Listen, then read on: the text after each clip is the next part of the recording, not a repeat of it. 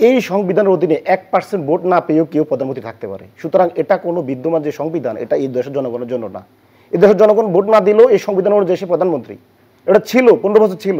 তার মানে সংশোধনের মাধ্যমে আনা যায় না? সেটা আমরা তো সেটাই বলতেছি। আমরা সেকেন্ড রিপাবলিক মানে কি আপনি পৃথিবীর নতুন কিছু আবিষ্কার করবেন? অবশ্যই এর মধ্যে পুরাতন বিদ্যমান কিছু থাকবে, কিন্তু এই যে বিদ্যমান যে এটা এক্সিস্ট করে, তারা তো এখন যারা বলতেছে সংবিধান বাতিল চায় না, তারা কিন্তু এই বিদ্যমান এই ফেসিবাদী সংবিধানটাকে তারা ধারণ করে। সংবিধান বাতিল যে করবেন, আবার নতুন রিপাবলিক করবেন, আবার গণপরিষদ গঠন করবেন, তাহলে দেশটা কি পুনরায় জন্ম নিবে? এই জায়গা তো আমরা বৃদ্ধরা চাইব না। এখনও মুক্তিযোদ্ধারা বাইচে আছে, আমি নিজেও মুক্তিযুদ্ধ করেছি।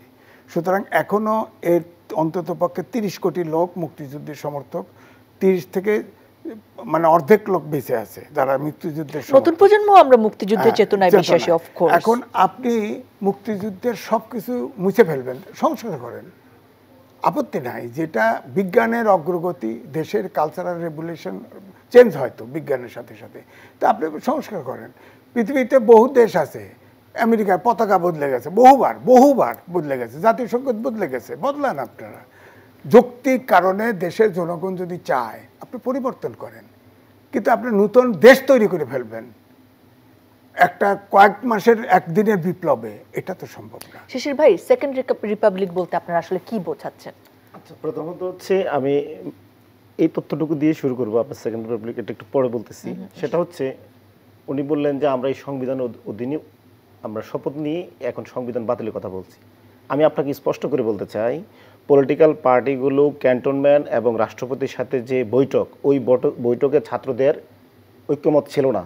ছাত্ররা চায়নি, পলিটিক্যাল পার্টিগুলো ছাত্রদের সাথে অভ্যুত্থানকারী শক্তির সাথে প্রতারণা করে ওই শপথ নিতে বাধ্য করেছে এবং ছাত্রদেরকে মাইনাসে করে দেওয়া হয়েছিল। মাত্র আমরা 2 জন উপদেষ্টা প্রথম আমরা পাঠাতে সক্ষম হয়েছি, সেটাও আমাদের অনেক দর কষাকষি করতে হয়েছিল।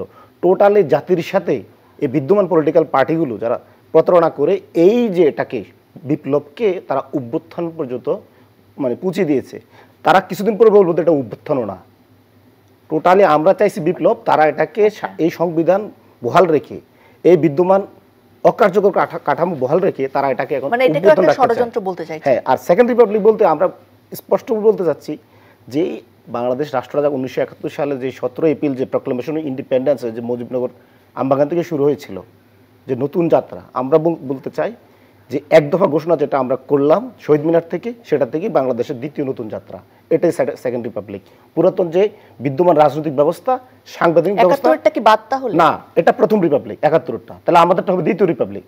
আমরা 71কে ধারণ করি বিদে 71 প্রথম রিপাবলিক, আর আমাদের যে এক দফা, যে আগস্টের যে এক দফা, এটা হবে আমাদের দ্বিতীয় রিপাবলিক। তার মানে আমরা দুটাকে ধারণ করি। আমরা কখনো প্রথম মুক্তিযুদ্ধ আমরা কিন্তু ব্যাপারটা সমকক্ষ এবং খুব সহযোগী, খুব স্মুথলি চলে এবং একটার জন্য আরেকটা খুবই প্রয়োজন।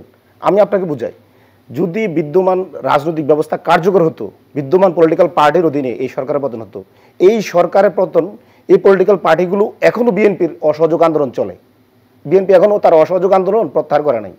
তার মানে কি বিএনপি ডাকে এদেশের মানুষ অসহযোগ আন্দোলন করে নাই? দ্বিতীয় হচ্ছে, সমস্ত রাজনৈতিক দল মিলেই কিন্তু এই সরকার পতনে ডাক দিয়েছিল, দেশের জনগণ নামে নাই। তার মানে কি বিদ্যমান পলিটিক্যাল পার্টিগুলো অকার্যকর হয়েছে। দ্বিতীয় হচ্ছে যে আপনার যে সাংবিধানিক যে অকার্যকর, আমরা যেটা বলতেছি কেন সেকেন্ড রিপাবলিক দরকার, এখানে সংবিধান বা এখানে যে আপনার কাঠামোগত যে সমস্যাটা, এই সংবিধানের অধীনে 1% ভোট না পেয়েও কেউ প্রধানমন্ত্রী থাকতে পারে। সুতরাং এটা কোনো বিদ্যমান যে সংবিধান, এটা এই দেশের জনগণের জন্য না। এই দেশের জনগণ ভোট না দিলেও এই সংবিধান অনুযায়ী সে প্রধানমন্ত্রী। এটা ছিল 15 বছর ছিল।